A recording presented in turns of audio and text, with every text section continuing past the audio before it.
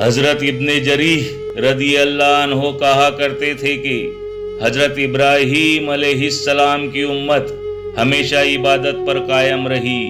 علامہ شعبی کہتے تھے کہ حضرت نوح علیہ السلام اور حضرت ابراہیم علیہ السلام نے عام مومن مرد اور عورتوں کی بخشش کی جو دعا کی ہے، اس میں جتنی خوشی مجھے ہوتی ہے وہ دنیا و جہان کے مال و دولت ملنے سے بھی نہ ہوتی۔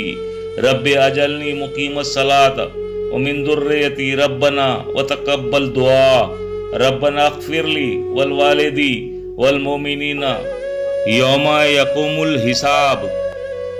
اے میرے رب، مجھے نماز قائم کرنے والا بنا اور میری نسلوں کو بھی۔ اے ہمارے رب، اور میری دعا قبول کر۔ اے ہمارے رب، مجھے بخش دے اور میرے والدین کو بھی اور مومنوں کو بھی جس دن حساب برپا ہوگا۔